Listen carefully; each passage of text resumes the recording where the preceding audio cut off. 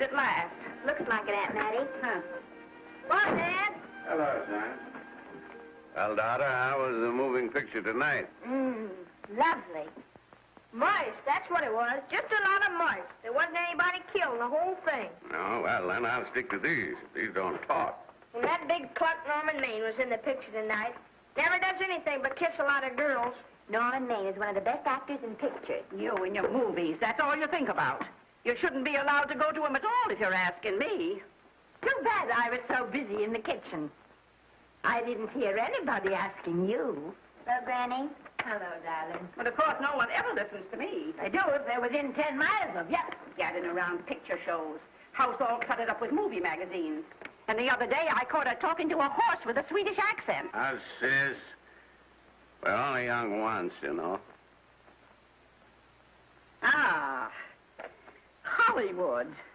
You'd better be getting yourself a good husband and stop mooning about Hollywood. You know what she wants to do?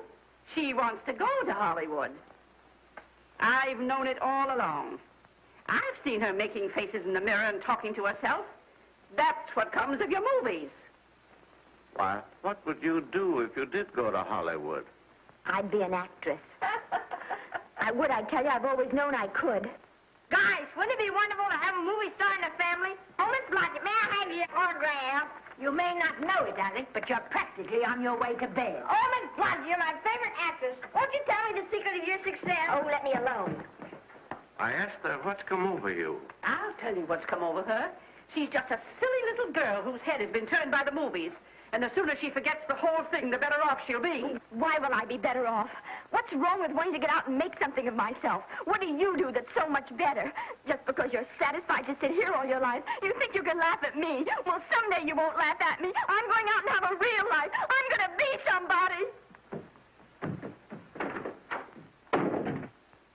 Now, if it was spring, I'd say give her a good dose of sulfur and molasses. I thought I'd find you. Oh, stop that. Now, stop crying. That isn't going to do you a bit of good. Oh, I'm crying because Aunt Mattie and Alec make me so mad. Well, Alec and Aunt Mattie. Fiddlesticks. They're not important. You're the only one that counts.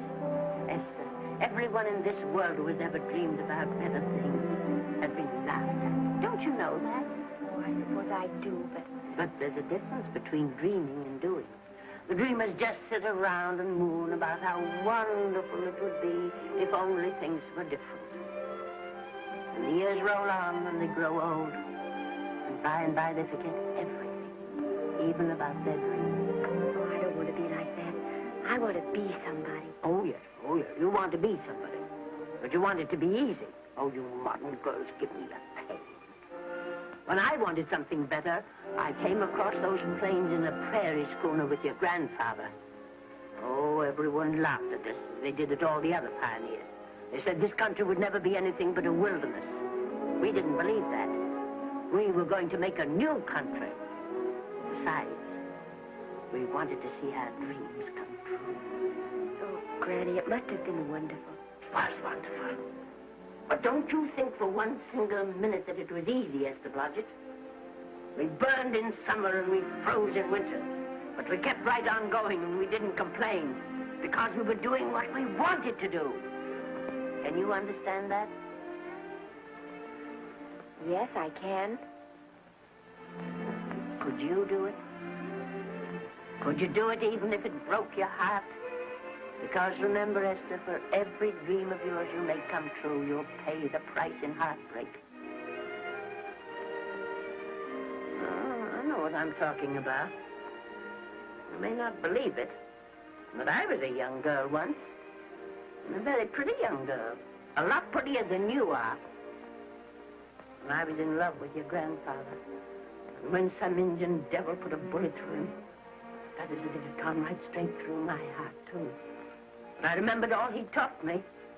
And I went right on. I buried him out there in that wilderness with my own hands. And I went right on that same day. And I kept right on going, even when your mother was born.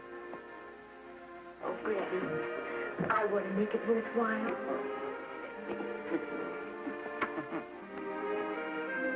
You know, Esther, there'll always be a wilderness to conquer. Maybe Hollywood's your wilderness now. From all I hear, it sounds like it. But if you've got one drop of my blood in your veins, you won't let Mattie or any of her kind break your heart. You'll go right out there and break it yourself. That's your right. Here. Oh, here. Stop that nonsense. Here. Take this and go to your Hollywood. Oh, I can't take your money. Well, why not? It's your savings. Well, I was only saving up for my funeral. Now I don't think I'm ever going to die. Oh, Granny, how can I ever thank you? By giving me your word of honor that you will never tell a living soul where you got that money. I promise. Remember, if you do, I'll have you arrested for robbing me.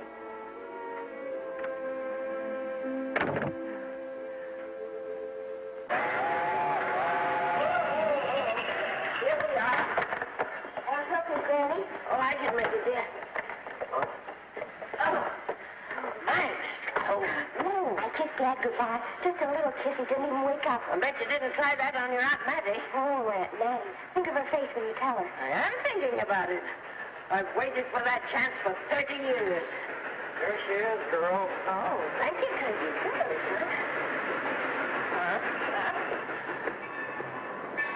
Well, come on. Here's your prairie schooner.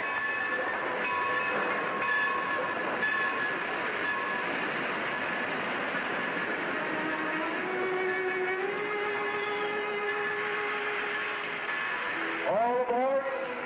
Oh, Fred. Go on. Goodbye, Granny. Goodbye. I'll be waiting for you in those movie pictures. Don't tell Mattie. You know, my eyes are not as good as they used to be, but my ears are all right. So you remember, talk up good and loud. All aboard. Bye. Bye. Bye, Granny. Bye.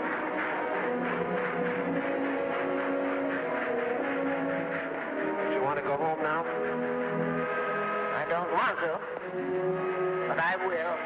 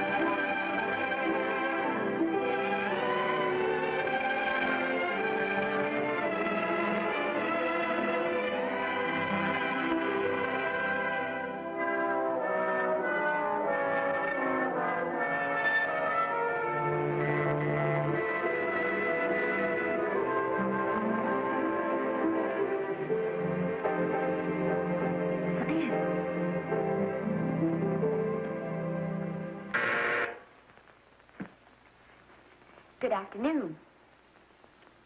Day, week, or month? Well, it's a little hard to say. You see, I'm going into the movies. Well, you better take it for a week. It'll break your jump to Beverly Hills. Are all the studios really near here? All except Gaumont British. I suppose the best way to get a job is to go straight to the studios, isn't it? Mm-hmm. I haven't any illusions, you know. I'm perfectly willing to begin with a little bit of a part, or even as an extra. $6, please, in advance. Oh.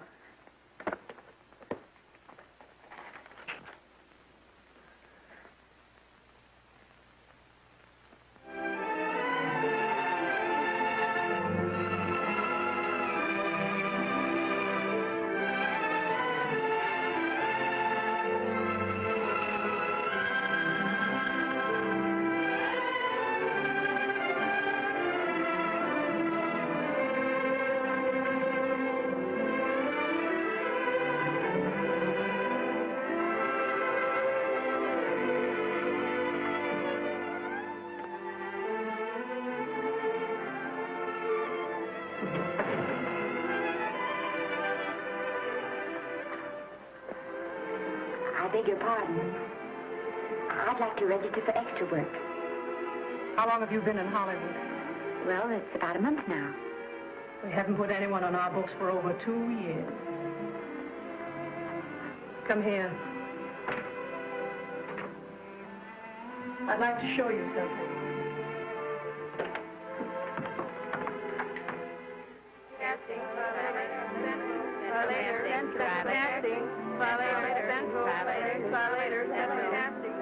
Every time you see one of those little lights flash, it's somebody asking for a job. Every time you hear them say, try later, it means there isn't any job. You can't keep the girls at the switchboard long. They go crazy. Every one of those little lights thought it was going to be a star. Still want to go in the movies?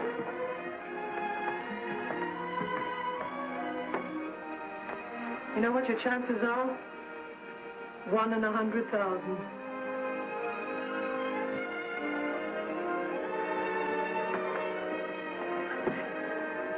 But maybe I'm that one.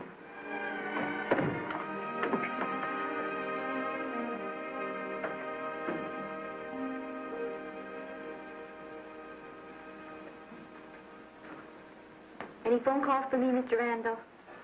Oh, no. Jesse Lasky and Sammy Goldwyn must be writing letters instead. How's the luck today? There wasn't any. Maybe you don't go at it in the right way. Now, take Danny McGuire here. He knows the ropes. Don't you, Danny? Sure, I've had him around my neck for years. Huh? What? Oh, Miss Blodgett. Danny McGuire, our new tenant. How do you do? Mr. McGuire is a big director. Oh, are you really? Oh, could you possibly use me in a picture, Mr. McGuire? Of course, I haven't had much experience, but I don't think that really matters if you're willing. And I Now, really listen, feel that... lady. In the first place, I'm not a director. I'm an assistant director. In the second place, if I had any jobs to give away, I'd confer one on myself. And in the third place, you should have stayed back home in the first place.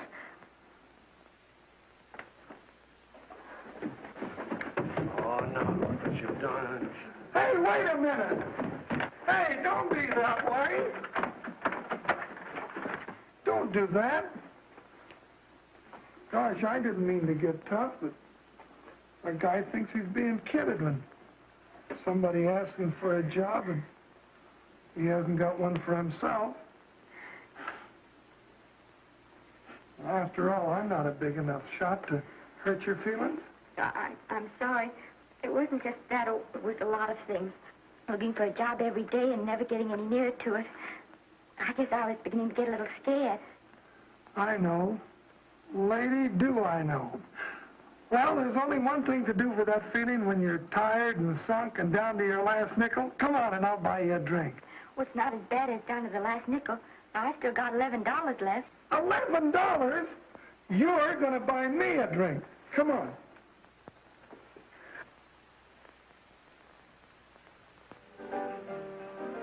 That's right, George. There's nothing like a little rum to take away that milk flavor.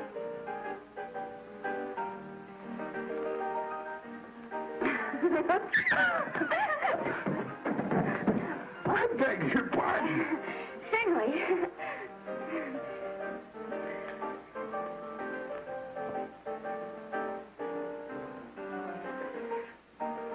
sign my contract, the first thing I'm going to do is see that you direct every picture I'm in. That's my pal.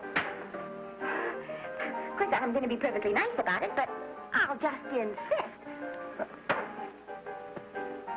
Now, that's the way to talk. Don't let them lick you. Oh, I should say they can't lick me. If they try anything like that, why... I just won't sign. Now, that's right. What have you got to lose? Another one of these and we'll open our own studio.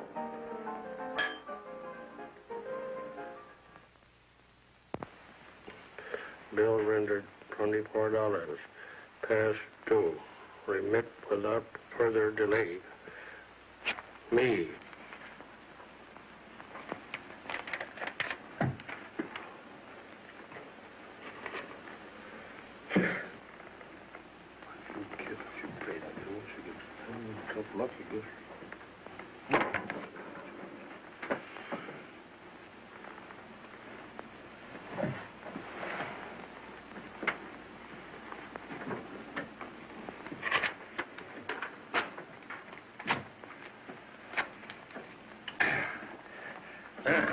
Fifth race.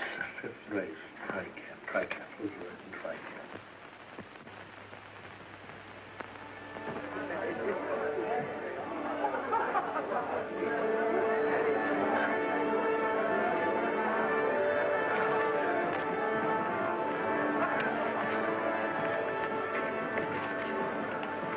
Hey, the program's going to be swell tonight.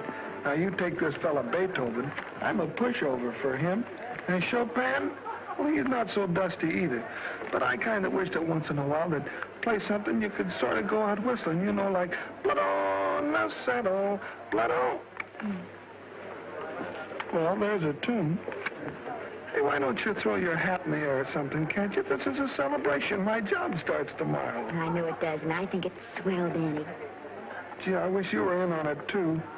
But, oh, no, it would have to be a war picture. One of those big novelty numbers, a war picture without any beautiful women at the front. Oh, well, something will happen soon. Maybe. Why don't you go home, kid? Oh, Danny, I can't do that. I came here, and I've got to stay. Well, now, if it's on account of money, I can... Thanks, you've given me enough already. Anyhow, this is no time to be worrying. This is a party. Look at all the people. Everybody in the world. Look. That's me in the name.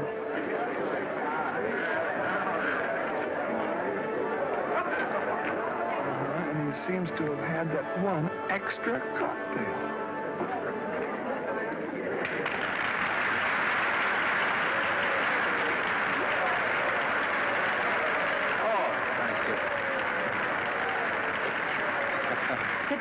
You dope. That's from the orchestra leader.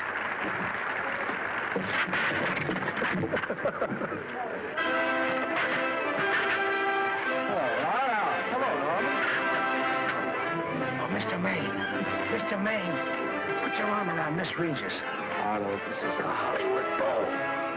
Oh, afraid of crowds. Go on, get out of here. What's the matter? You getting too big to bother with photographers? Don't want any pictures taken now. Oh, is that so? Well, supposing I take it anyway. Well, shove that brownie number 2 of yours down your throat. Thank you, Mr. Maine.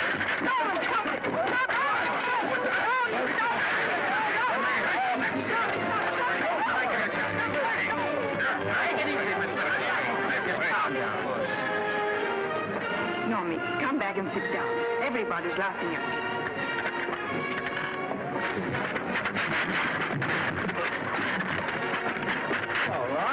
Hi, Norman. Is he always like that?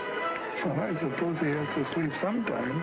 Oh, and he's so wonderful on the screen.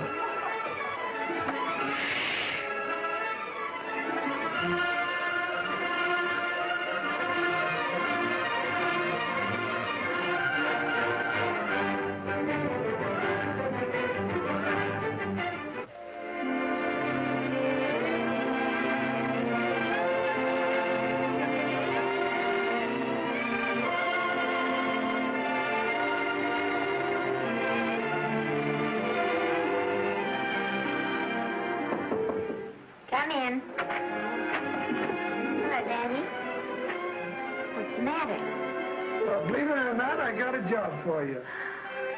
Daddy, that's wonderful. When do I go to the studio?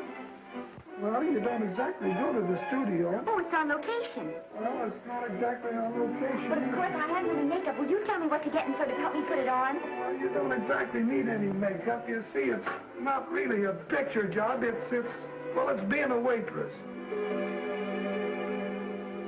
Oh. Well, it's kind of a picture job if you look at it right. You said it was a waitress.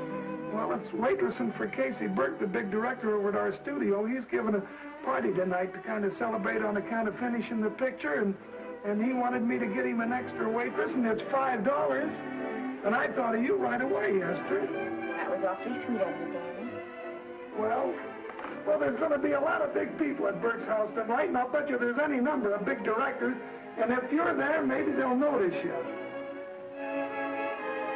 I could make them notice me. Sure you could, Esther. It's your chance. My chance.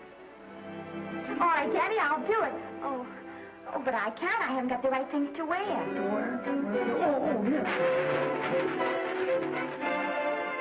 Now, you don't think the wardrobe department's right next to my office for nothing, do you? A perfect fit.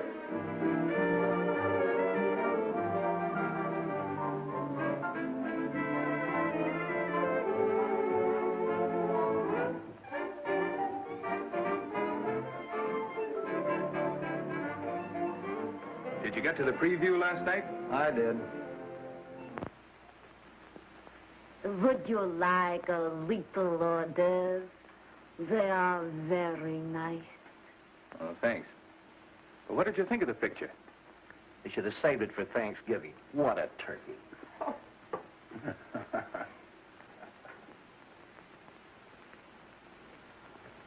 Will you have some hors d'oeuvre? You do like hors d'oeuvre, don't you? I don't think there's anything so enjoyable as hors d'oeuvre before supper, and these are rarely delightful.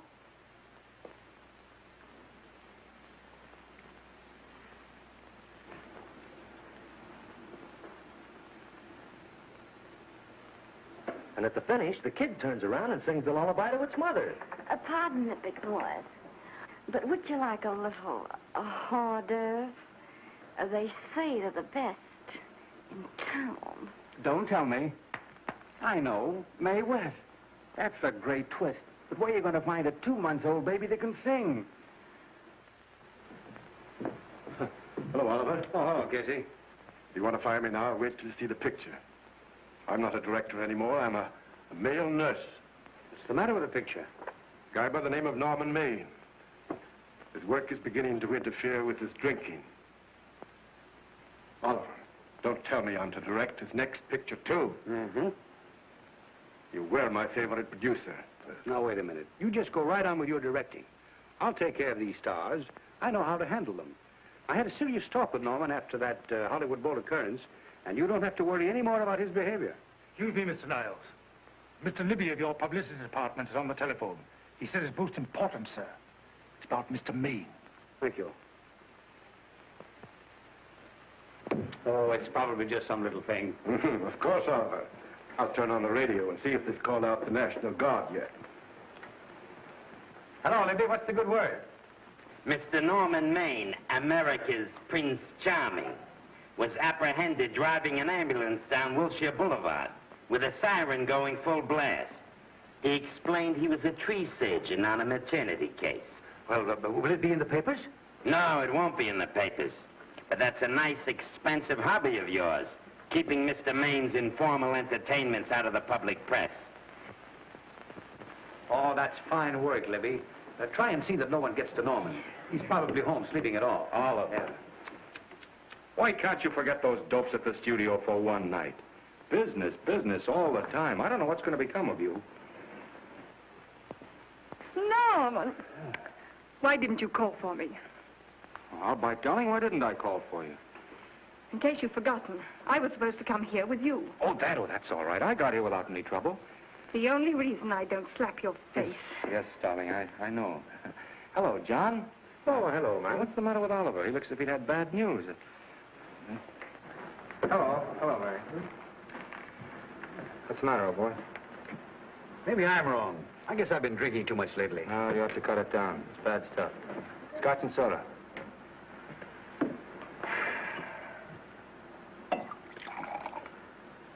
Come on. The word, you know, is pronounced when. Bad dialogue, Oliver. You'd rather not watch this. You know best. Soda. Thank you. Oh. Go ahead and say it. I've got it coming to you. Don't make it tougher on me, Norman. I don't want to stand here and preach, but take a look at my side of it. I'm trying to make pictures with you. I know. Costs are going up, and the grosses are going down. No, it isn't that. I've made lots of money with you, and I can afford to take a loss. But I hate to see you going the way of so many others. Why don't you get Lloyd's to insure you against me? You can't get insurance against a man forgetting who he is. You're a great star, Norman, but there's nobody so big that he can afford to have people refuse to work with him. Who doesn't want to work with me? You... Quiet. Listen, I know plenty of people who do. Yes, and so do I. But your real friends can't stand seeing you start to fall apart. What do you mean by that? The first signs are always the same. Not being able to remember your lines. Cameraman struggling to cover your hangovers. And all because you have to have a good time. Every day and every night. Listen, I've warned you for a long time, Okay, Norman. Oliver, you're a swell guy. You won't lose any money on me. I'll promise you that. I'll be ready for the curtains when the time comes. When it does, here's my epitaph. And now I think I'll, have a little drink. Scotch and soda.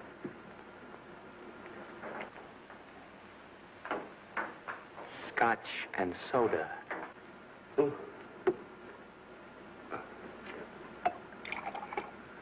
Come on. And a little soda? Caviar? No, thanks. Yes, pardon me.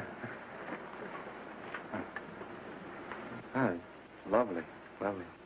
No, I mean the caviar. No, don't go away. I'm starving. Really. Which would you take? Well, I don't know. You know? I don't know either. It's hard to choose. I think I'll take caviar. Mr. Maine doesn't care for any more. Do you know me? No. Well, Normie doesn't care for any more. I think I shall get very drunk indeed.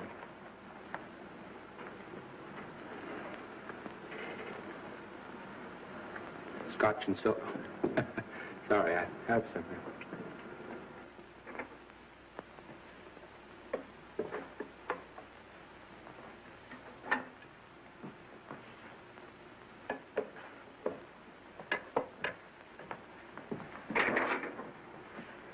Oh. Mind if I help?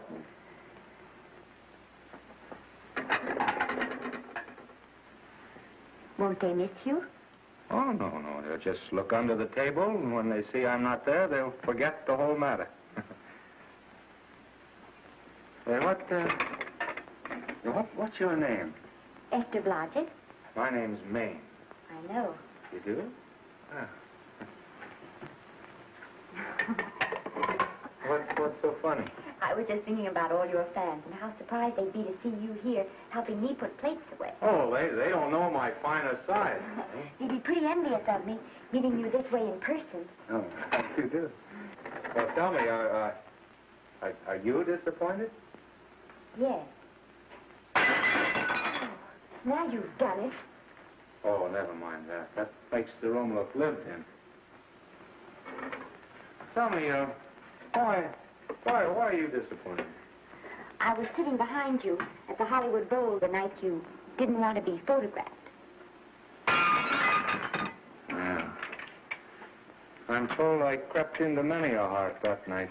Oh, I can never explain this. You know, you have very pretty hair. You'd better get out of here. And a sensitive mouth. And a charming little Precisely why are you here instead of with the rest of the guests? I'm just trying to be helpful. I see. Are you sure there's no other attraction? Well, it might be that my old mania for putting plates away is coming back on me. It's rather odd. I always know where I can find you if there's a pretty girl around. It's not only odd, it's embarrassing. You're being deliberately insulting, Norman. I put up with this for long enough. Dear, don't lose your temper. Remember, we must try to keep the voice low. I know you'll excuse us if we go on with our work.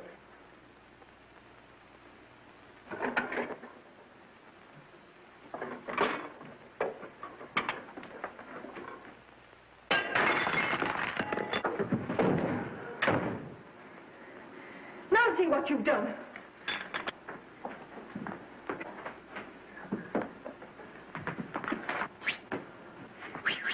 Come here. Help me up. Sergeant Curtis? No more than usual. Come on, the wolves are on us. We gotta get out of here. Oh, I can't. The dishes aren't finished. Oh, yes, they are.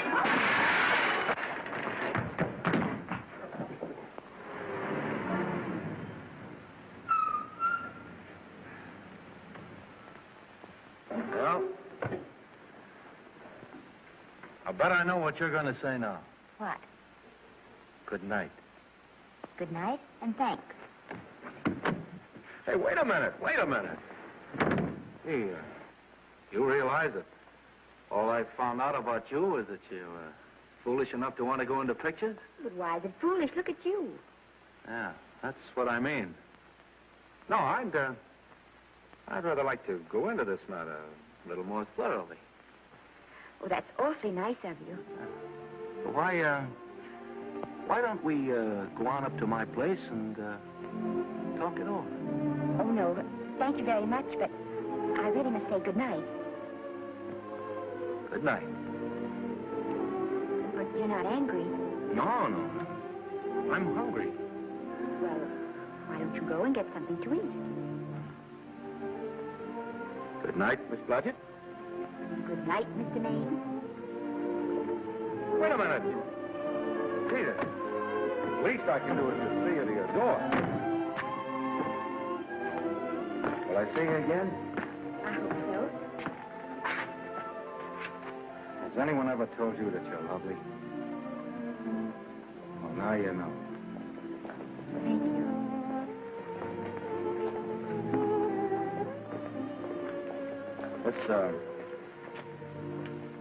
It's hard to say, but I want to say it anyway.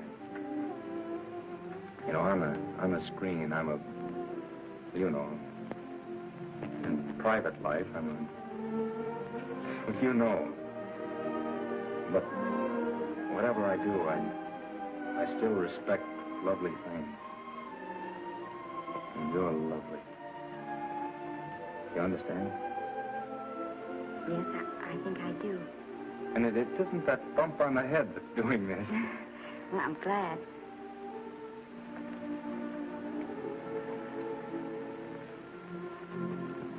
Good night. Good night.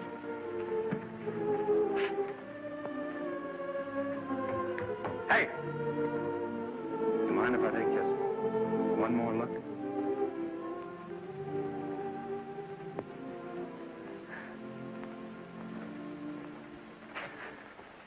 Go away. Quite impossible. I wouldn't even consider it. No.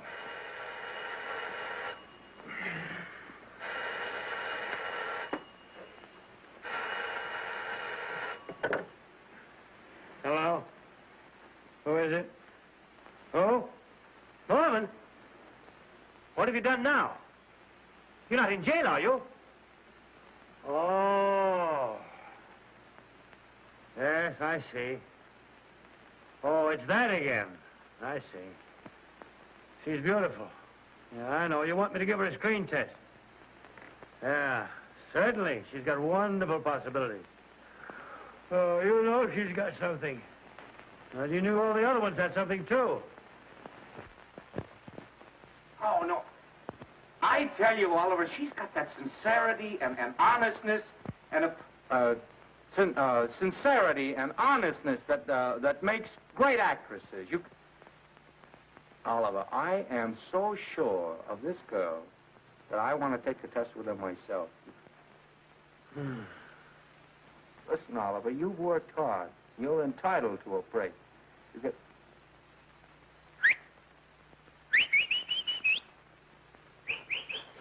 Yes, I heard you. Anything. Yes. Yeah. Oliver, look. You try to get a little sleep now, old man. All right. All right, boy. Good night. Now, tell us.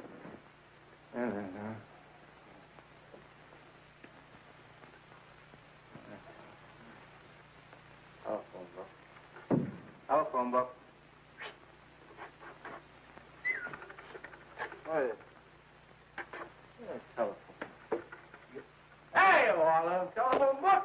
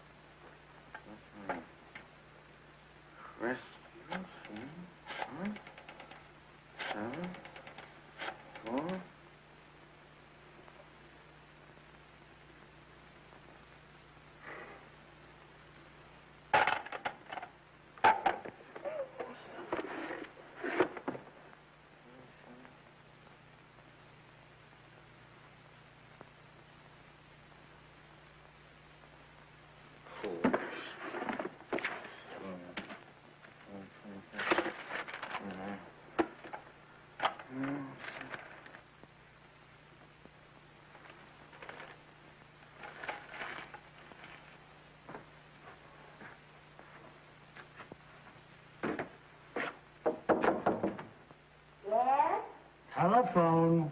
For me? Some drunk trying to be funny says he's Norman Maine. Oh, thanks. I'll be right down. And Miss Blodgett, would you give him a message for me? Tell him it's 3 o'clock in the morning!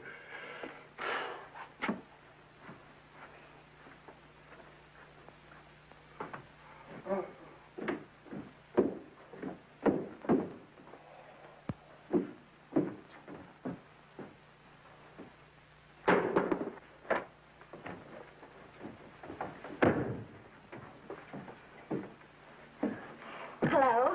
What? Oh. Oh. Oh. Oh, yes. I'll be there. Oh, thank you.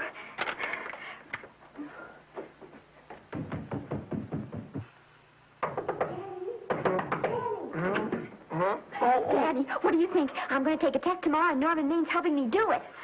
I'm taking one, too. Garble's assisting me.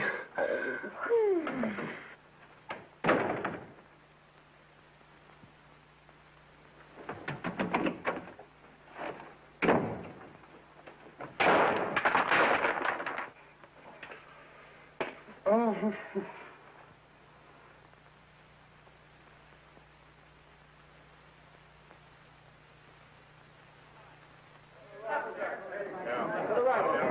Move that gobo in. Would it still come that broad? No, the Yankee. Is this light too hot for you, Hanley? Okay, but cut down on your back way. Put a double on that 90. Bring it down a little. That's it. Now quit. Pull down on that 150. We're ready to take him. Get pulled down on that 150. Okay.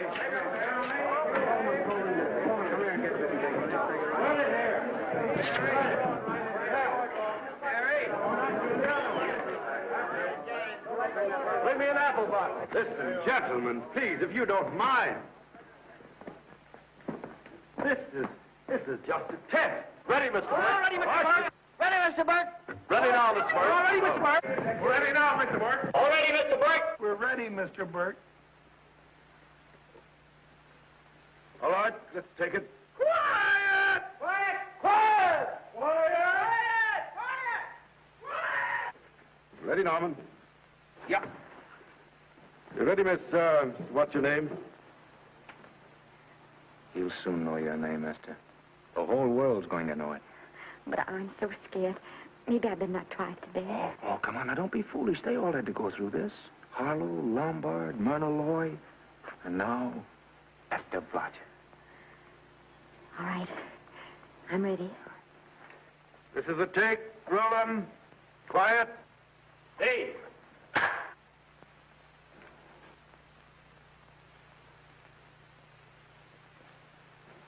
I may as well tell you that my whole organization thinks I've gone a little nuts to sign you. Well, maybe they're right. I've been nuts before. You see, all the experts seem to think that your type is a little mild for present-day taste.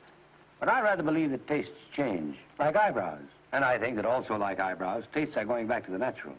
You look like a nice girl. I think I'm going to like you. That's not important. I think the public will like you. That is important. Oh, yes. I see what you mean. I mean, I know it is. Only don't think it's going to be easy. Nothing you really want is ever given away free. You have to pay for it. And usually with your heart. Someone else told me that once. But you still have to work it out for yourself. Oh, well, all this is just a long way of saying, I'm glad you're with us and good luck to you. And now I'm going to turn you over to our demon press agent, Libby. Don't let him frighten you. He has a heart of gold, only harder. And for the love of Pete, learn to close your mouth and keep it closed, even in your love scenes.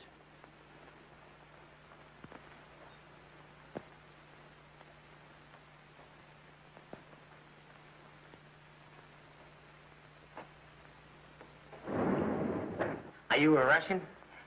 No, I was born in Fillmore, North Dakota. Oh, no. First saw light of day in a mountain cabin, a trapper's hut, high up in the Rockies. Go on. Well, I always wanted to be an actress. Dreamed of footlights as Lonely Kitty. Are you sure there's no Russian in your family? Positive. That's a shame. Well, what does your father do? He's a farmer. Social registerite father. Fed up with hypocrisies of 400, sought wilderness for consolation. There, amidst the mountain flowers, he raised another blossom. His lovely little daughter. What's your name? Esther Victoria Blodgett.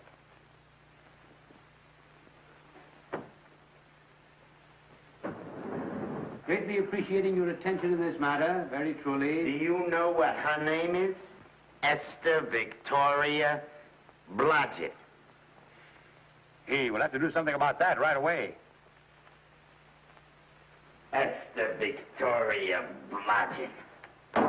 Well, that Blodgett's definitely out. Let's see, Esther Victoria, Vicky. How about Vicky? Oh, I think that's terribly cute. Let's see, Vicky. Vicky what? Vicky, pronounced Vicky. Siesta, Besta, Sesta, Desta, Festa. Oh, that's very pretty.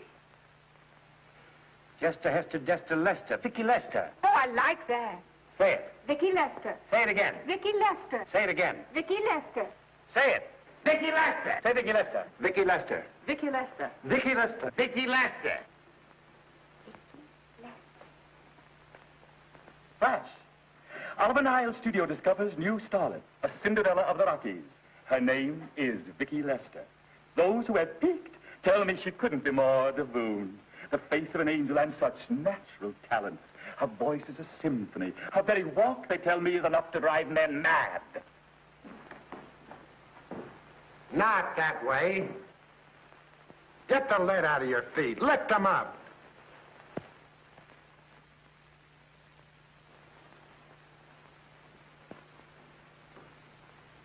That's better. It's terrible, but it's better. The quality of mercy is not strained. It droppeth as the gentle rain from heaven. Cease. Through the mouth, my child, through the mouth. The nose is for smelling roses. Proceed. Does she have to look surprised all the time?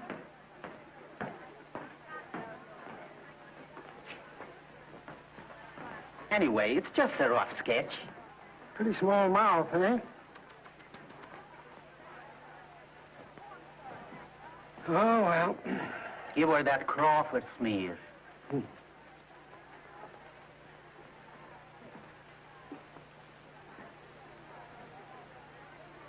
This'll give her that deeply... Yeah.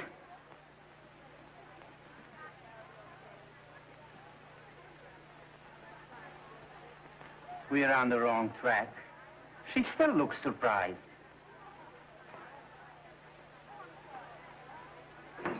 Listen, dress people. We're shooting on the set this morning, not in the commissary. Now, come on, snap into it. Acme Trucking Company? No. Mr. Smith is not in.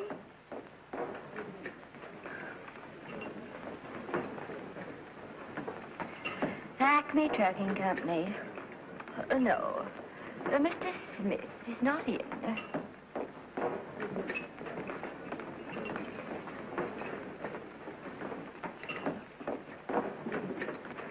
Good morning. What can I bring you, Mr. Maine? That just shows how long you've been here. Naval, bless you. How soon are you and I going to be married, huh? I don't know. You'll have to ask my mother.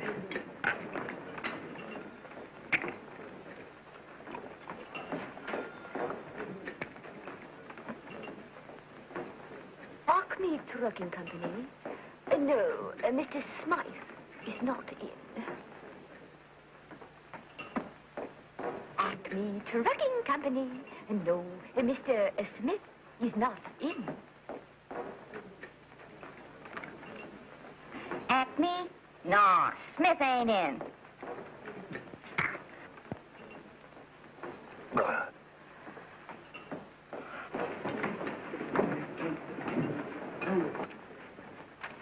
Acme Trucking Company? I'd like to speak to Mr. Smith, please. Mr. Smith is not...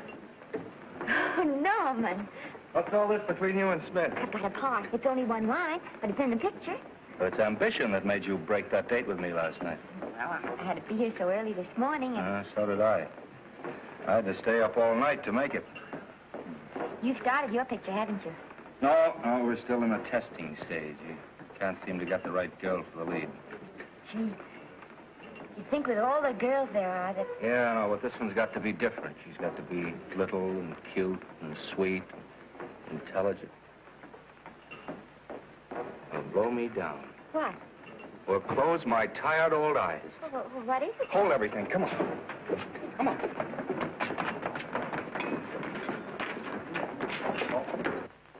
Well, you've been through the whole casting directory. I work day and night, Mr. Niles. And I'll work with her, Oliver. And I can be mean or nasty or anything you want, Mr. Niles. If she clicks, Oliver, you've got a star overnight.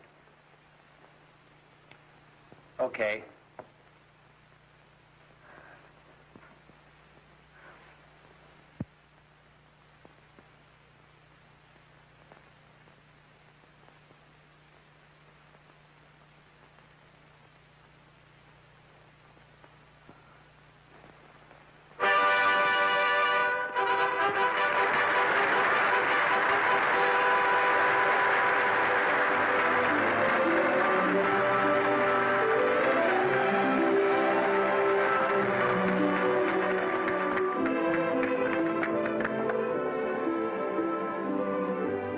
At the end of the picture.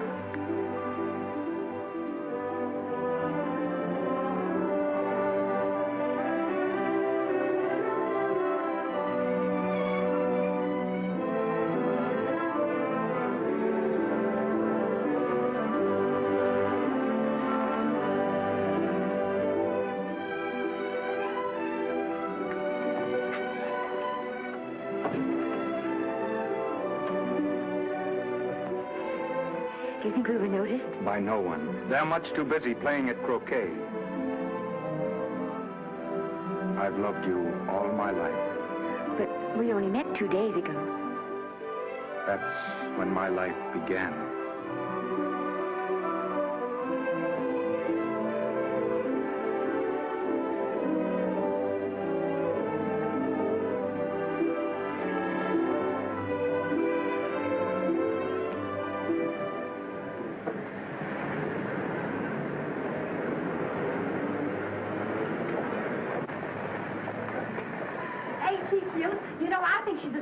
hope I am, don't you? I think she's sweet. Well, it's Vicki Lester's picture, all right. I think she was much better than he was. These producers are so horribly down. They won't know how good she is. Well, maybe it's because she's a good girl. No, Maine's not so bad, but it's Vicki Lester they'll go to see. Vicki, darling, I think she's the most precious little thing I've ever seen. The knockout, Libby. You might mention that when you write your review. That Lester kid's a gold mine. Didn't you like Norman Maine? Was he in it? Libby, I'm afraid we have another hit. Huh? It's in the bag, neatly tied up with beautiful pink ribbons. Say, where are Norman and Vicki? I don't know. I thought you had them. I wish they'd come. We're having a party at the Trocadero. Isn't it thrilling running away from people? Norman, it's so exciting, So new. A star is born. Come on, run.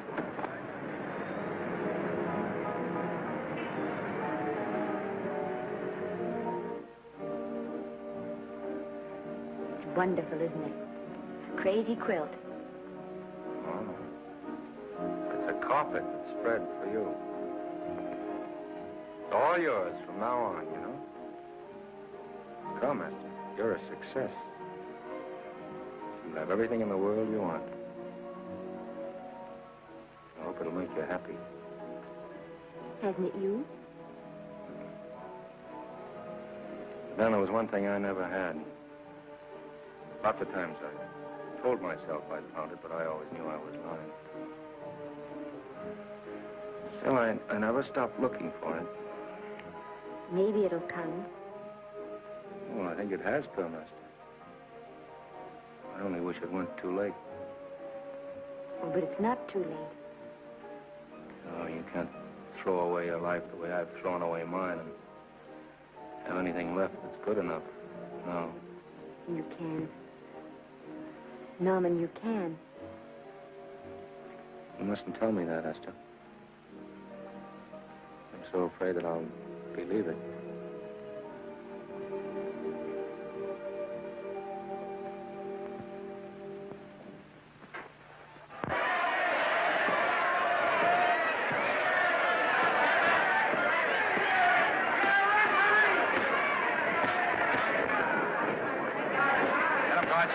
Shoot your right. Swell, isn't it? Lovely. What spot you get? Can't you hear me, Gotcha? Shoot your right!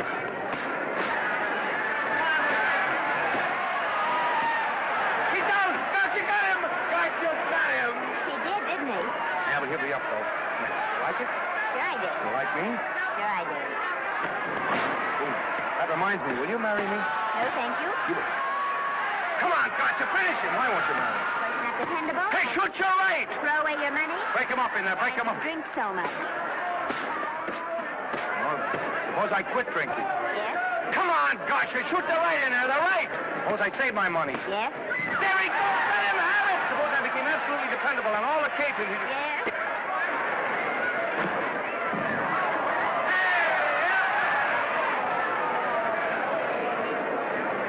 Hey, Gotcha, he got him! He got him! He certainly did.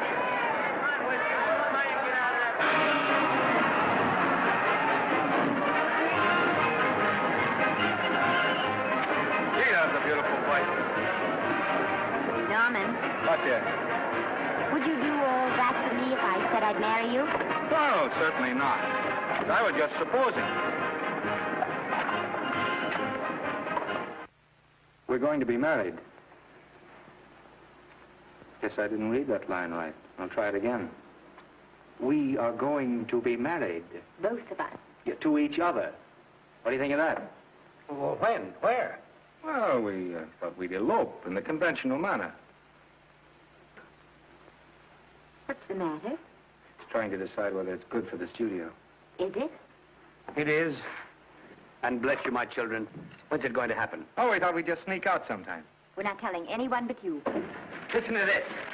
The screen's ideal romance blossomed into breathtaking reality today when Vicki Lester and Norman Maine, America's dream lovers, slipped quietly through the portals of holy matrimony. How does it sound? Horrible. But you see, we're going to elope. Sure you are. It'll be the biggest elopement this town ever saw. We'll get a tie-up with the Army, have you escorted all the way down to Yuma by 20 of their new bombing planes. Is he going with us? Don't you think we can work this thing out better alone? No sense in bothering the happy couple with all the details. I'll see to it that you get a carbon copy of the whole layout. I can hardly wait. I'm sorry we didn't realize that we were in the way. While you're settling the details, you don't mind if I take this woman out and buy her a ring? Sure, go ahead. We want everything legal. That's a charming match. A nice girl like Vicky. And public nuisance #1. Now, wait a minute, Libby. Norman's all right. And if you'll pardon my pointing, Vicky's business is her own. It doesn't require any comments. I wasn't making any comments. I just said it was a rotten shame. So go ahead and plan the elopement. Oh, that elopement stuff is out. You can't get any scope in that. We're going to have a wedding. Where'll we have it? Customary place, I believe, is a church. Nah, it's been done. This has got to be something big. The beach. I can visualize it. The bridesmaids in bathing suits. 20,000 Santa Monica school children spelling out the word love. It's a novelty, but is it big enough? Why not the city hall? A police escort of every motorcycle cop in town. Sirens screaming, confetti pouring out of buildings like the Lindbergh reception in New York, only on a big scale. What's the matter? Isn't it big enough? And now if any man can show just cause why these two may not be lawfully joined together, let him now speak or else hereafter forever hold his peace. Do you, Alfred Henkel, take this woman as your lawful wedded wife? Will you love, comfort, honor, and keep her in sickness and health as long as you both shall live? I will. Do you, I beg your pardon. Do you, Esther Blodgett, take this man as your lawful wedded husband? Will you obey, serve, love, honor, and keep him in sickness and health as long as you both shall live? I will. Place the ring on her finger. Hurry, please. Now, by virtues of the power invested in me as Justice of the Peace of San Bardo Township, County of Los Angeles, I pronounce you man and wife.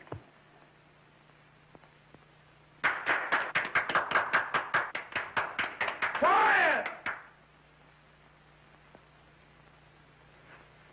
And now I must exercise my prerogative of office. I hope you'll be very happy, Mrs. Hinkle. Thank you. Thank you, sir. Oh, Thank Danny. you very much. Now, if you'll please sign the license. Oh, yeah. You know, Mrs. Hinkle, I can't help but believe I've seen you somewhere before. Oh, really? Well, I believe this is the first time I've ever been in San Bardo. You know, your face is familiar, too, Really? Mr. Hinkle. There you are, sir. Thank you very much. Oh, Here's your thank you, receipt. sir. Thank you. Goodbye. Goodbye. See you again. Yes, goodbye. No, I don't mean I'll see. No. Yeah, I think you got by with it. But it was close. That JP was just beginning to remember where he'd seen us. Well, anyway, we got away from Libby. Hello, Toots. If you will be kind enough to glance between my shoulder blades, Mr. and Mrs. Henkel, you will find there a knife buried to the hilt. On the handle are your initials. Lovely to have seen you, Libby. Hold it, wait. Hold it, Danny.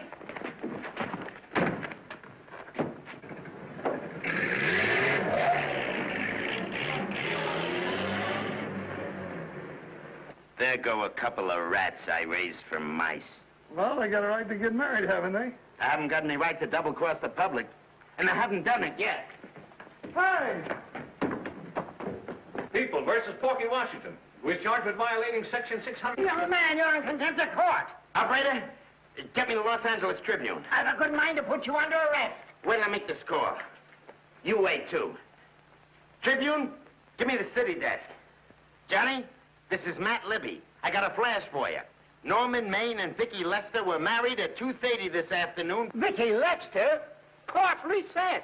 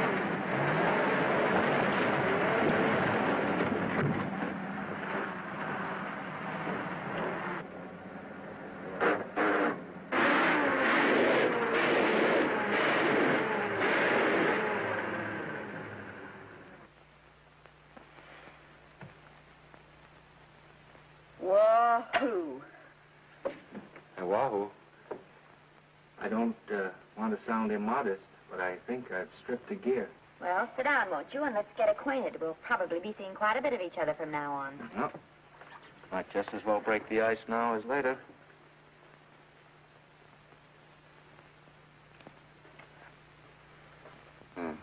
Now we're old friends. Hey, have I got time for a shower before dinner? Plenty, if you can find a shower. I never can remember where that thing is. Does it pull out or slide under? Here, I think I can find it. Nope, it's the linen closet. Here it is. Nice work. Oh, half the time those things are just luck. I'll see if I can disinfect this steak.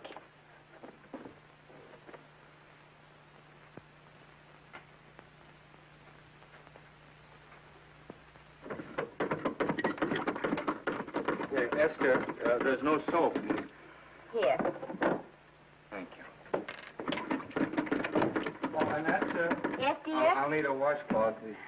Oh. How you fix the cigarettes? You know I never smoke underwater.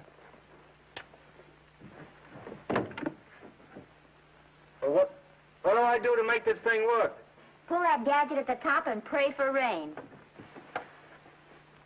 Well, I can't reach it. I can't get my hands up. If you've gone in there with your arms down, you'll never get your bath. Unless you're a contortionist. Yeah, well, I'm not a contortionist, and don't throw that up to me now. You knew it when you married me. Will you close this door, Frank?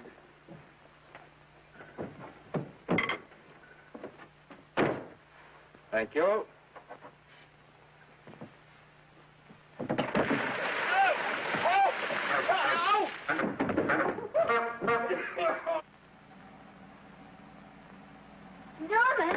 Norman, here comes the car. You got it? Huh? Here, quick. Quick what? Quick, go out and stop them and ask for help. Oh, I'll catch cold. Oh, you'll get warm again. Yeah, I don't. Dear, they'll recognize me. Now, if you keep your face down, go on. There may not be another car for a week. What? Howdy, partner. Howdy. Stuck? Yeah, how'd you guess it? Can you get us some help? Well, I reckon not. You know, it's a long way to town. We're pretty busy down at the place. Well, I got to get out of here. I've got my wife with me. Don't she like the country? No, and we're short of food. There's a lot of game in them woods. You know, well, my wife can't shoot. Well, you're sure up against it. Sorry I can't do anything for you. Well, wait, listen, I'll be frank with you. I'm Norman Maine. Who? Norman Maine. Well, my name's Judd Baker. Glad to have met you. Well, so long. Hey, wait a minute. Listen, you don't... So you're Norman Maine.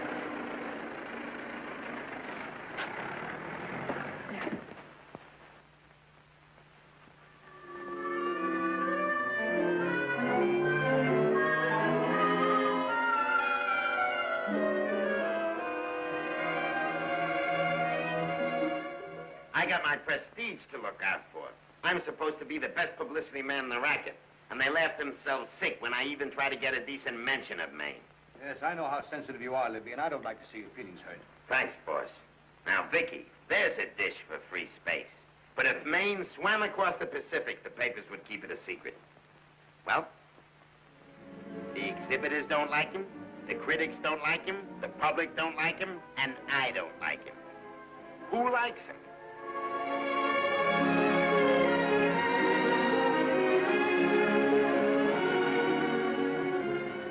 Oh, but, darling, this is almost too much of a surprise. And there I was in my touching innocence, thinking we were going to live at the beach house. Oh, we'll still keep the place at Malibu. But this is special. This is our castle. It used to be in the air, you know? Well, we'll never use any ugly words like contracts and pictures and careers. When we come in those gates, we'll check the studio outside. Come on, I got another little surprise for you.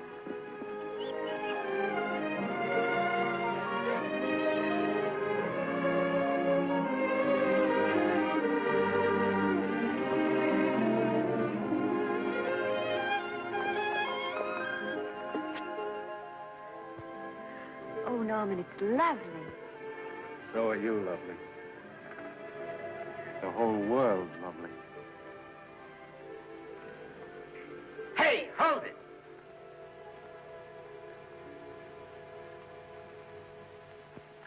That's it. Caption: Their honeymoon never ends. All right, let's get some pictures. Now, if the bride will sit here and the groom stand behind her, we'll have something unique. Now let's go after something different. You sit down and she'll stand up. Pretty radical, isn't it? Yeah, but in a nice way. Okay, Otto, fire. Caption, their honeymoon begins anew. Ah, the producer. Caption, their honeymoon ceases abruptly. Hello, Oliver, glad to see you. No, I'm glad you're back. Thank you. Vicky, how well you're looking. Hello, Oliver. Am I interrupting? Yes, thank you. Just want a couple more pictures. That's enough of both of them. What they're asking for is exclusives of Miss Lester. Alone. Oh, I see. Well, come on, Oliver, let you and me get exclusive. See you later, Vicky. Well, don't worry, Otto. My camera smashing days are over. They ain't your only days that are over. Oh, hold that, Miss Lester. Gorgeous. Well, Oliver, how's the dividend situation? Very pleasant. I think we'll show $2 million on the next quarter. Oh, smart move of mine to sell my stock, eh? Oh, well, when you need money, you need it. Well, some people save up for just such an event. There's bound to be a rainy day occasionally. Yeah, but as a citizen of California, I've always refused to admit that. Yes, I know, but still it does rain. Well, anyway, you can thank me for some of those dividends of yours. Mm-hmm. Oh, can't you? Oh, sure. That was a little too quick, Oliver. What's the matter? The Enchanted Hour was a smash hit, wasn't it? Well, it made Vicky a star overnight. Yes, it should have. What about me? Oh, let's talk about business at the office, Norman. Beautiful pool you have here. Beautiful. Oh, now let's talk about it here. Didn't they like me? Well, maybe the pot wasn't just right. That was the best part of the year. Look, Oliver. Do you think I'm slipping? Can you take it? Yeah, go ahead. The tense is wrong. You're not slipping. You've slipped. Oh, my fan mail's still big. Norman. Fans will write to anybody for a photograph. It only costs 3 cents for a stamp, and that makes photographs cheaper than wallpaper. But every 25 cents they pay for a theater ticket buys them the right to be a critic. And your last few performances, Norman, have not pleased your critics.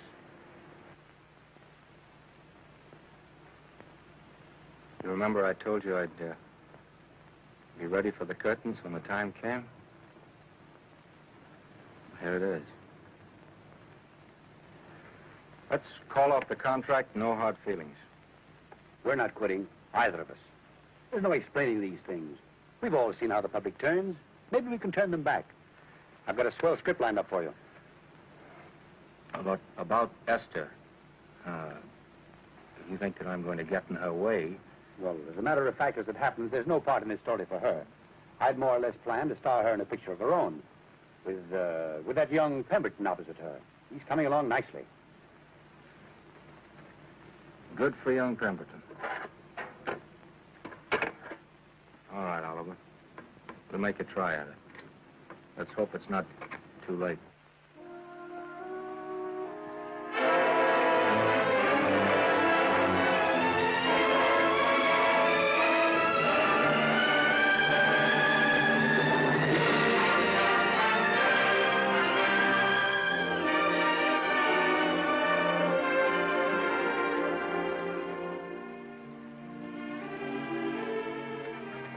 No argument. I'll buy those. Huh. The screen's most finished actor. I'll say he's finished. He keeps them away in droves.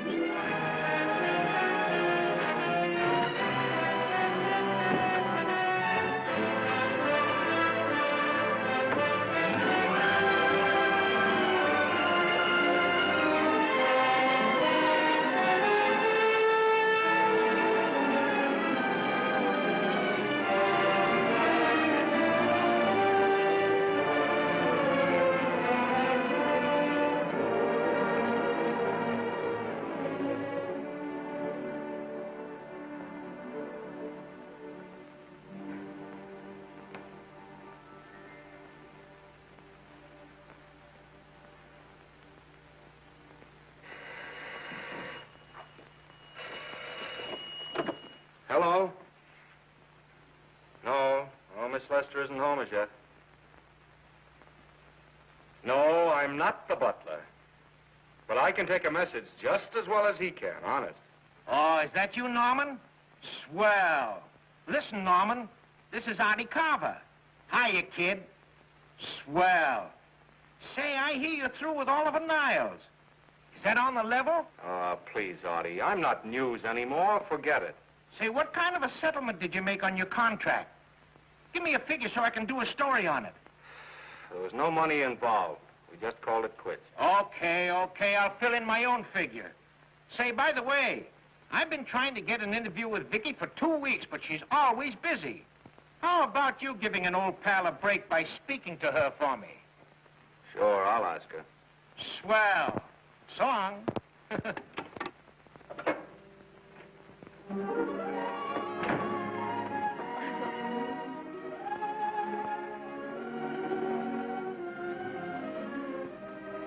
I didn't mean to be late, darling, but Casey wanted... All right. You're here now. What's new today? Nothing. Haven't been out of the house. Let's go somewhere tonight. No. You're tired. We'll stay in. I'm not tired, really. Oh, yes, you are. You've got a hard day ahead of you. Anyway, I see so little of you, I'd like to have you to myself. Oh, but it's a servant's night out. We haven't any... Yes, we have. I fixed a little snack with my own lily white hands. I'm learning to cook in my spare time. Then I think I'll marry you. I get it. You want to make an honest cook of me, huh? Comes in on wheels in this joint.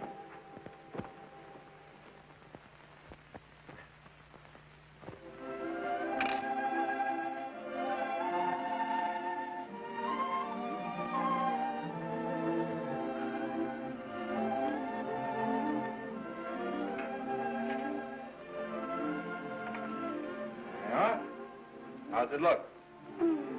Wonderful. Huh? That's what I thought. Now then, don't be formal, just pitch in. Huh?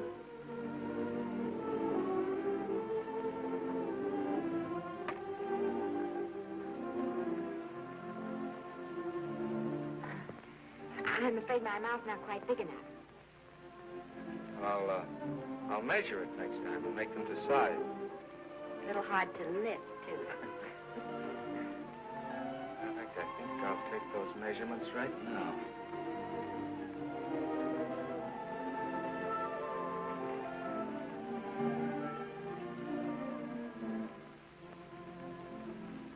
That's what I wait for. All day. That's why I rush home without even changing my costume.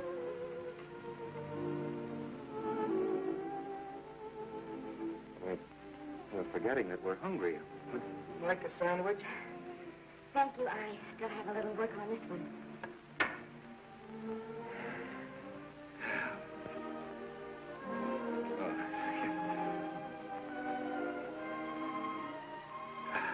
Mama, will you unhook my dress? I can't breathe. Mm-hmm. You know, all the time I thought it was the kiss that made you breathless. A lot of hooks, huh? Uh-huh. Why don't you have a zipper? That's a good idea. Feel better? Yes.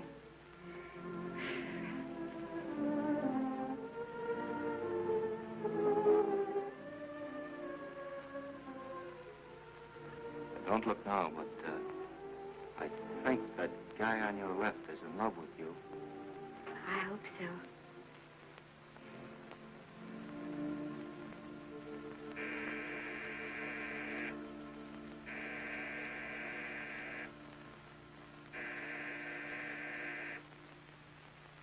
It's the doorbell. Is it? Maybe they'll go away. Oh, I never do at a time like this. Come here. Just a minute, dear. I'll be right back.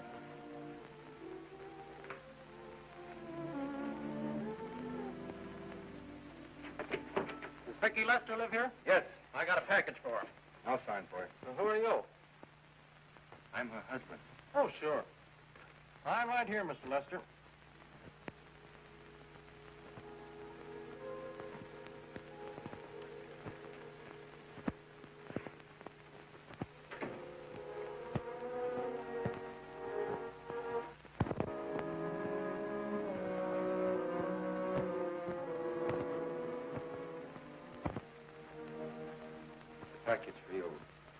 by the way, I forgot to tell you, they want you for a benefit at the Shrine Auditorium next Wednesday night.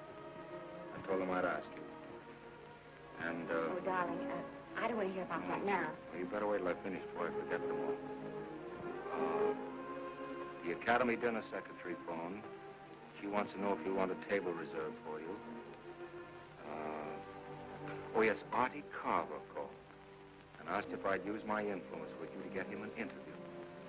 I told him I'd try. That was all, I think. Oh, Norman, let's don't talk about those things now. We're forgetting the wonderful food you prepared. Well, I'm not very hungry now. I think I'll fix me a little drink. But, Norman...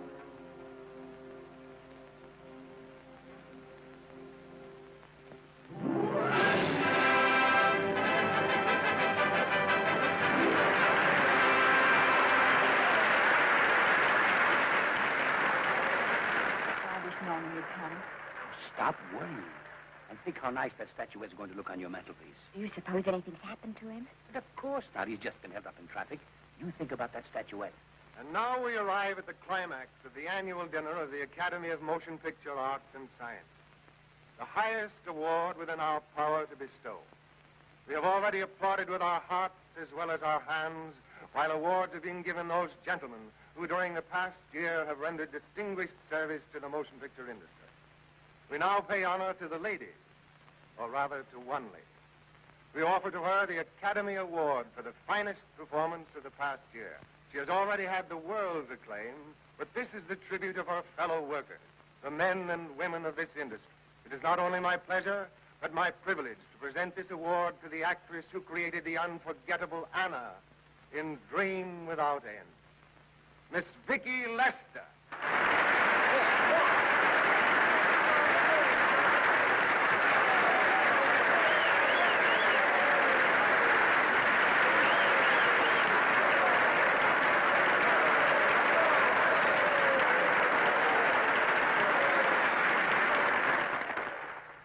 What more can we say, Miss Lester?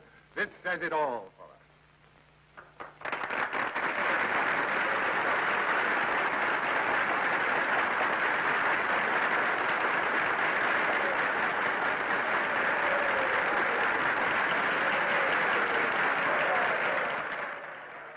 Ladies and gentlemen, when something like this happens to you, and you try to tell how you feel about it, you find that out of all the words in the world, there are only two that really mean anything. Thank you. All I can do is to say them to you from my heart.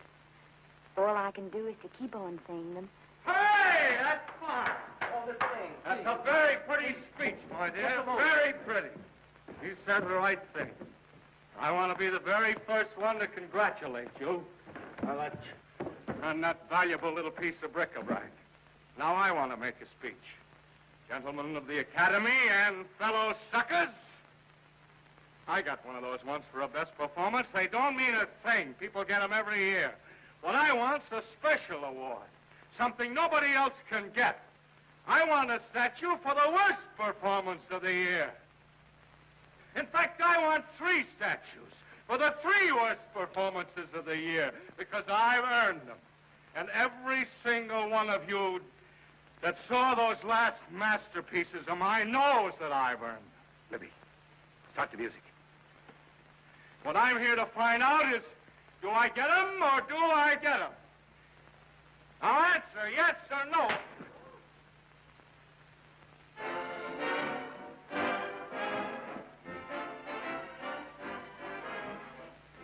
Norman, darling, let's go and sit down.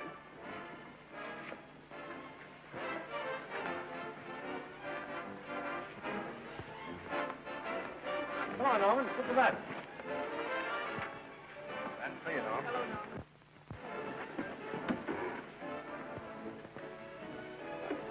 Hello, how are you? Hi, Oliver. My dear, do let me congratulate you. You must be terribly proud and happy tonight. Thank you.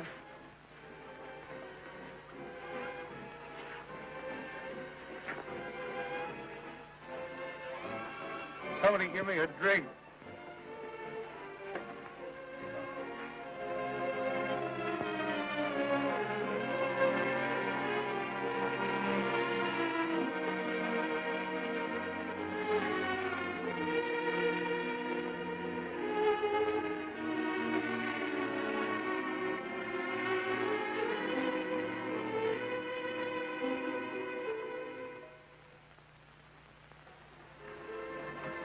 Oliver, nice of you to come to my dressing room. Vicky, how are you? I've missed you. Everyone's missed you. Have a nice trip. Well, the 3 months tour of the theater circuit scarcely comes under the head of pleasure. But the way they're screaming for your pictures all over the country. Miss Lester, if I may talk shop, you are a knockout. Thank you. It's good to hear that. You've been crying. A little. How's Norman?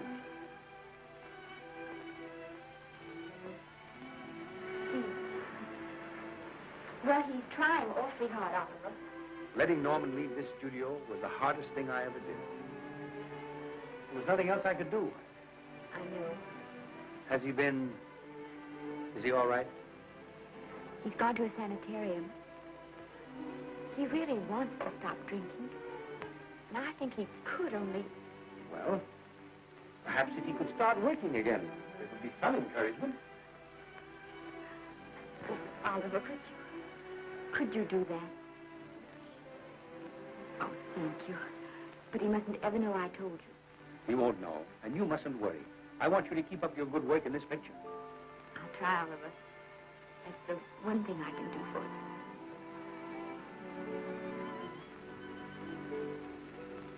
you. If you'll just sit here, Mr. Niles, I'll have Mr. Maine brought down. Thank you.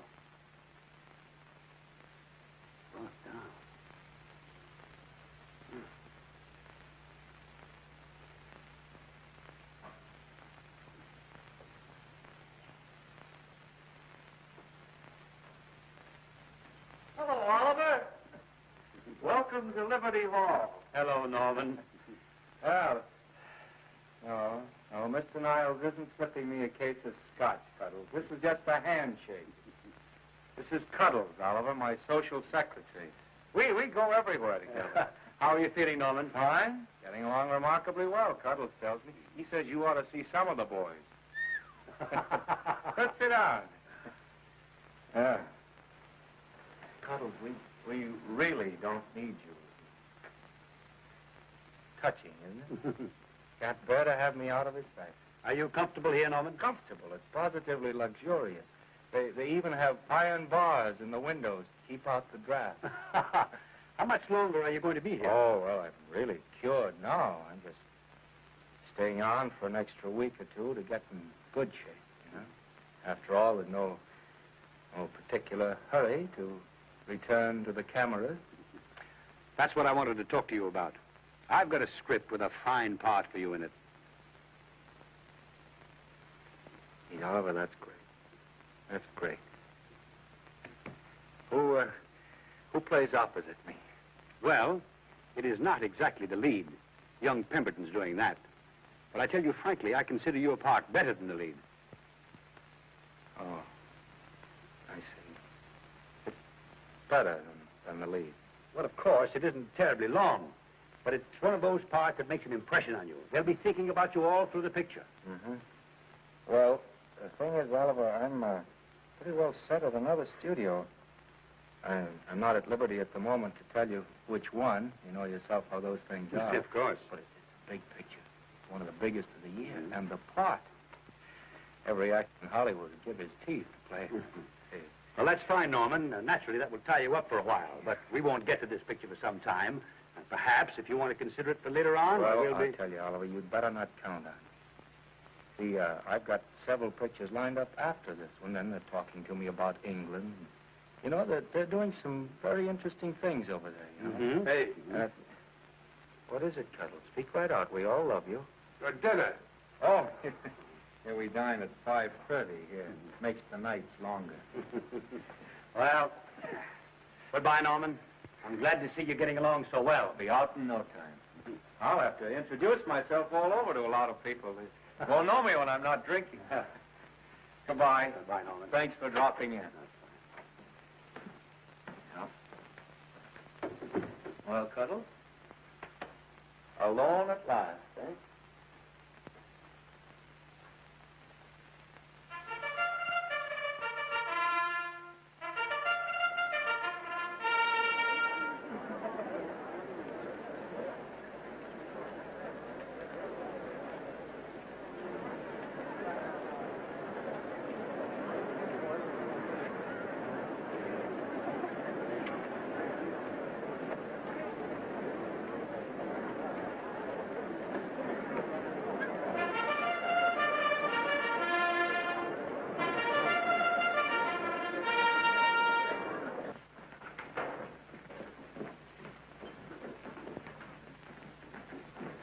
Bert?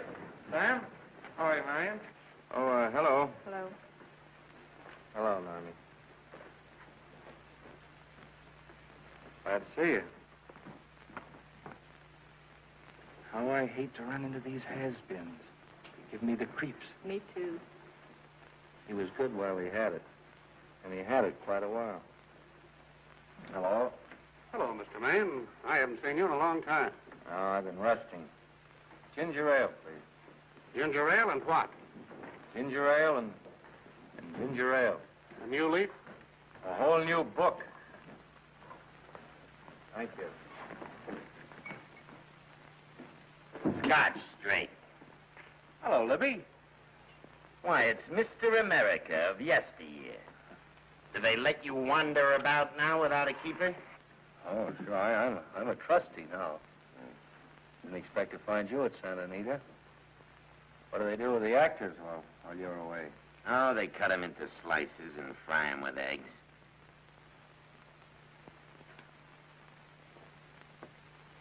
I suppose you'll be here all the time, now that you've retired from the hurly-burly of the silver screen.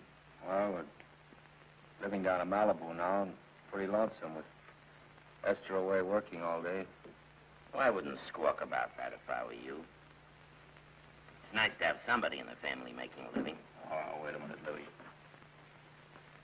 I don't want to forget that we're friends. Friends, my eye. Say, listen, I got you out of jams because I had to. It was my job, not because I was your friend. I don't like you, and I never have liked you. Nothing made me happier than to see all those cute little pranks of yours finally catch up with you and land you on your celebrated face. Pretty work, Libby. Always wait till they're down, then kick 'em. I don't feel sorry for you. You fixed yourself nice and comfortable. You can live off your wife now. She'll buy you drinks and put up with you even though nobody else will. Wait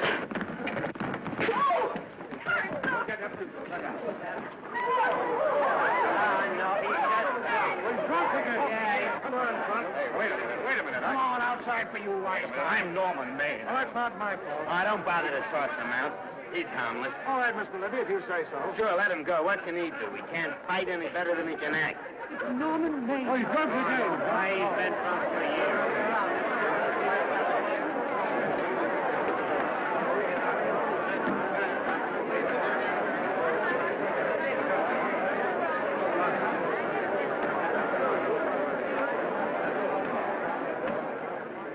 Give me a scotch. Double. Leave the bottle here.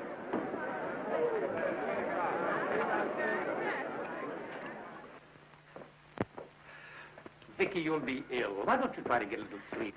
But he's been gone 4 days. 4 days and not a word.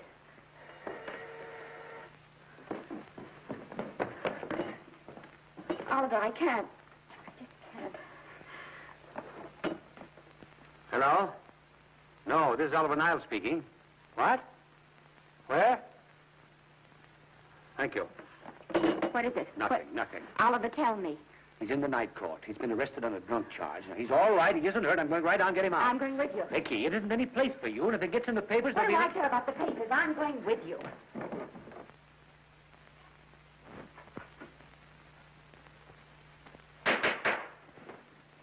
Division 30, Municipal Court, County Los Angeles, now in session. The Honorable George J. Parrish presiding.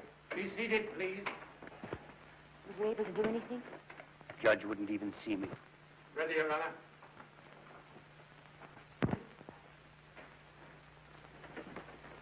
I want to advise you that you're entitled to be represented by counsel, to be confronted by the witnesses that may testify against you, to compel witnesses to attend on your behalf to a public and speedy trial by the court or by a jury, and the right to be admitted to bail.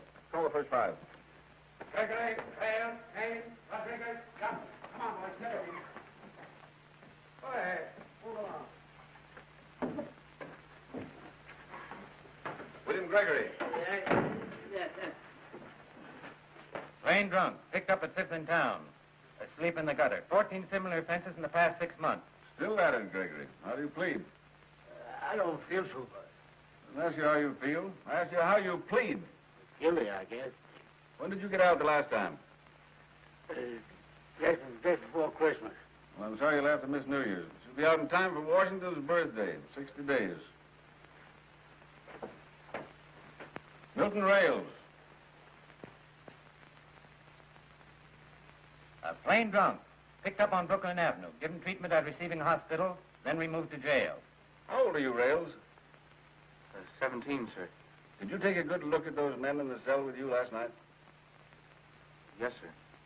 And have you taken a good look at yourself this morning? No, sir. Well, I suggest that you do. $5 or 2 days. Sentence suspended. Oh, Judge. Alfred Henkel, more commonly known as Norman Maine. Drunk and disorderly. Cracked car into tree at Sunset and Coronado. Evidently been drinking for days. Resisted arrest and injured one of the arresting officers. How do you plead? Guilty. You're Norman Maine, the actor, aren't you? You've come pretty low, haven't you? There isn't a man here who's had the advantages you've had. Look what you've done with them. You're nothing but an irresponsible drunk, driving about the streets with the power to inflict death or injury on innocent people. I think we'd better deny you that power for a while. 90 days in the city jail. Please wait.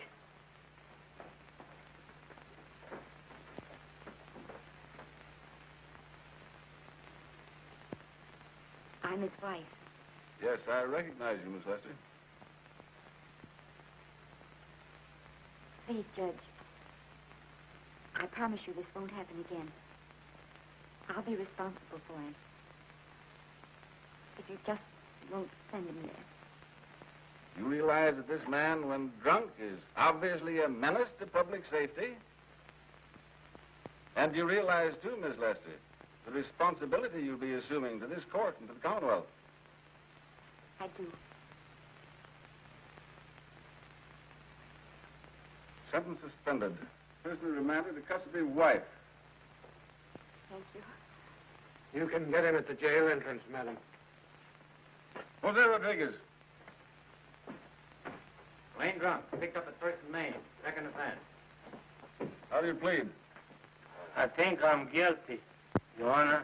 60 days.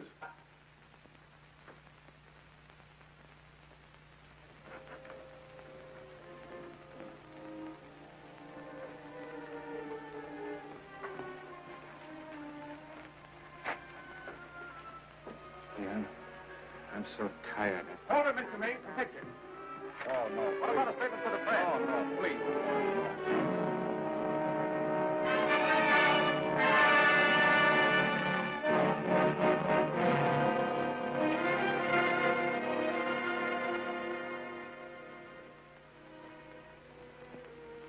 He's been asleep. Innocent all day. It's the best thing for him. Awful to see this happen to someone you love. And know in your heart that it can't get any better. I only know that all I can do now is stay with him and try to help him. So will I. And between us, we'll take care of him. You're very fond of him, aren't you, Alan? I'm very fond of both. Then I know you'll understand what I have to tell you. And after what happened last night, I think you already know what it is. I can't do any more pictures. I'm going away for good with Norman. You can't do that, Vicky. You're at the very peak of your success. And you've worked so hard to achieve it. That's what's been wrong. And I've thought it all out. Maybe if I hadn't been away from him so much, last night and what went before, it wouldn't have happened. And I know it's too late to think about that now, but it may not be too late to go away with him and start over somewhere. It's your life you're giving up, Vicky. Or I can try to give Norman back his.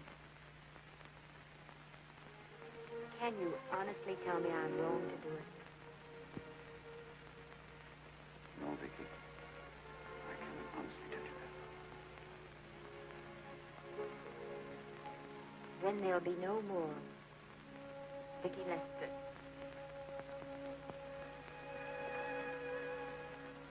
Come on, walk to the door with me.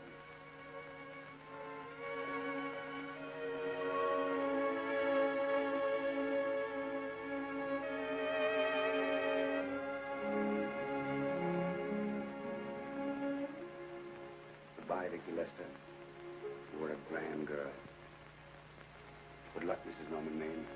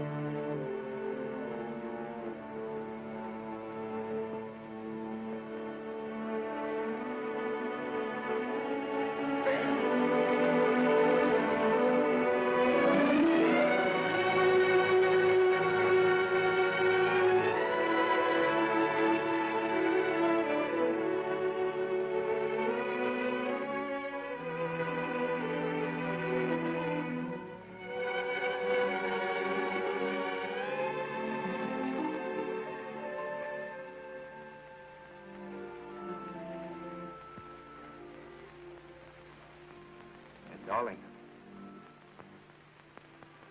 this is Maine coming in to apologize again. Oh, I'm sorry, dear, but it isn't you. What other troubles have you got? None. I was just playing a scene with myself. Now, look. I'm just coming out of the jitters, and you're just going into them. This is a swell household. Isn't it? I'll tell you what we'll do. I'll promise to brace up if you'll go on the wagon. I guess I have been drinking too much. You know what I'm going to do? I'm going to be an athlete. You mean with great big muscles and everything? Well, roughly speaking. Gonna join the YMCA? It costs too much. I'm going wading up in our front yard. No. Sure. Would you like me to go with you? Sure, if you'd like to. No, Miss, I don't think I will. It might spoil this beautiful, natural wave. Yeah, I guess that's right. But, darling, look, could you have a hot toddy, some hot soup for me when I come back? Some hot soup? And I'll make some of those nice sandwiches. No, Miss, do you have to?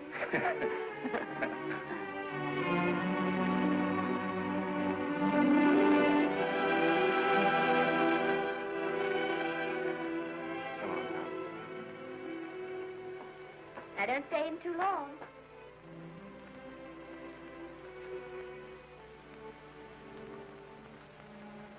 Hey! Mind if I take just one more look?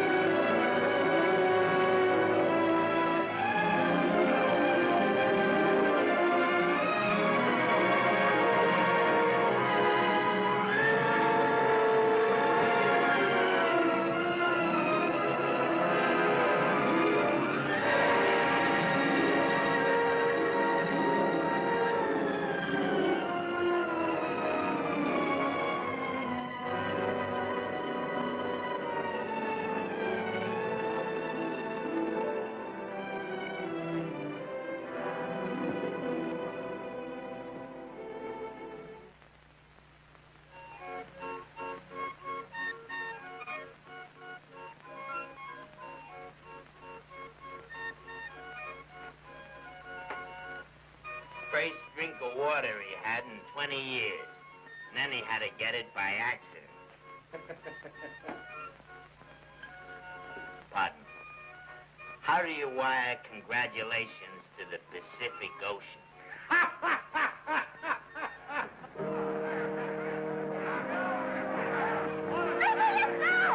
Oh, you can't see her face.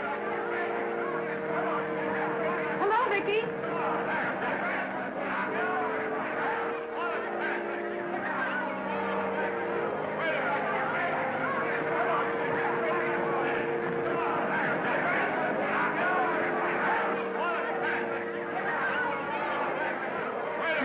Can't you? Come on, Vicky, let's see your face. Vicky, will you sign my book for me? Write Mrs. Norman May. Don't you care, Vicky? You get over it. Stand back, can't you? Don't you cry, dearie. He wasn't so much.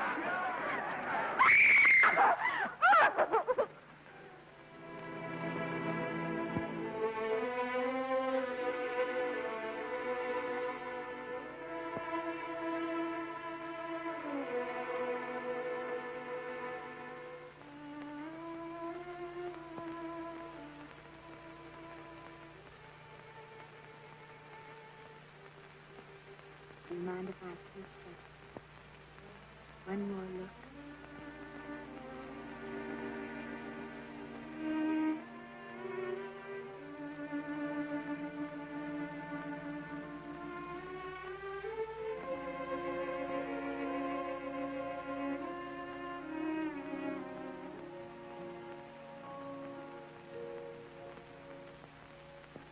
Here are the paychecks for the servants, Graves.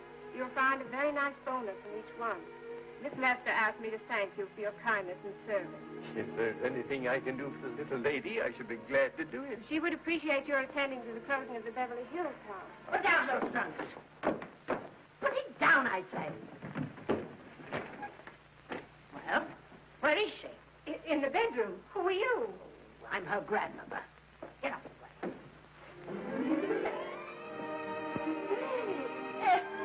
Granny, darling. Oh, I'm so glad to see you. What made you come? Oh, I know when I'm needed.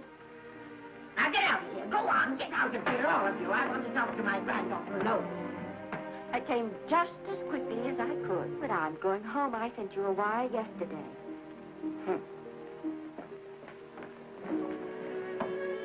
Sit down. Is it true that you're going to quit the movies? I never want to hear them again.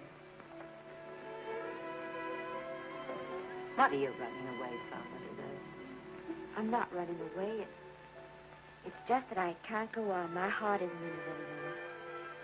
Once I told you, if you get what you want, you have to give your heart in exchange. And you said you were willing. Do you remember? I remember. It seems to me that you got more than you bargained for. More fame, more success, even more personal happiness. Maybe more unhappiness. But you did make a bargain. And now you're whining over it. I don't think I'd feel so very proud of myself if I were you, Esther. I'm not, Granny. My mind's made up.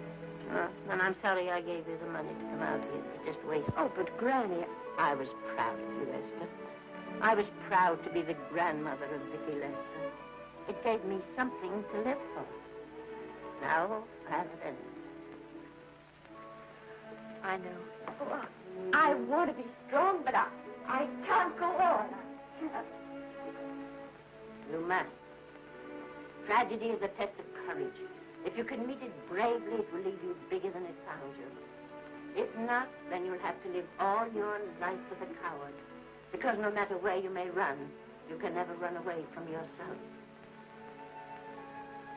I never knew Norman Maine. He wrote me a very sweet letter when you were married. He said you told him how much I meant to you. And I know just how much you must have meant to him. You know, Esther, I can't believe that wherever he is, he can be very happy, knowing that his death broke the spirit of the little girl he praised me so highly for raising. And I can't believe that he can be very proud, knowing that all his great love did for you was to make you a quitter.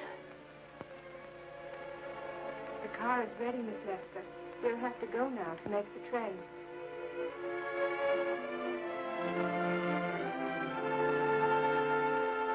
Put the car back in the garage.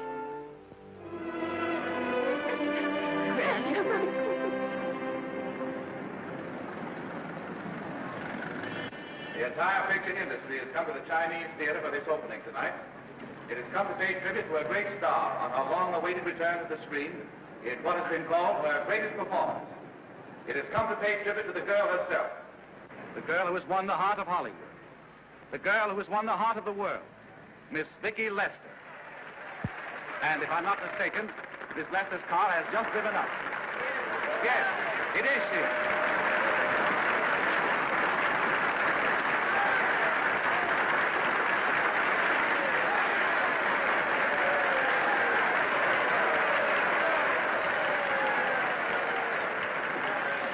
This doesn't scare you too much. I scare very slowly, young man. 6 mile, folks, please.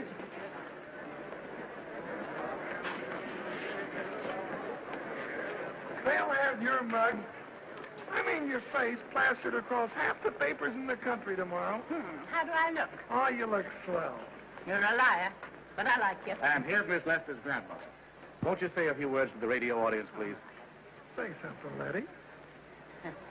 You know, we've got a thing like that back home where they all listen in on, but we call it a party line.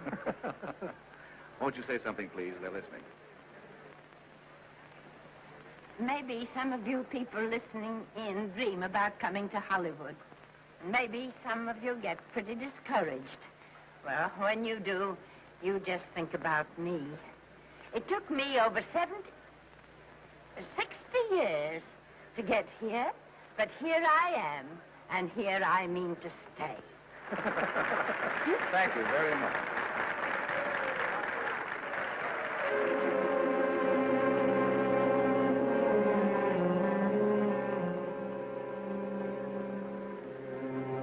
Miss Lester.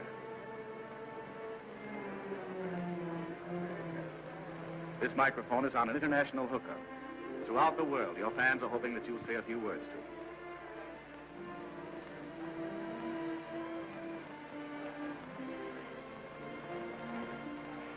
Hello, everybody. This is Mrs. Norman Maine.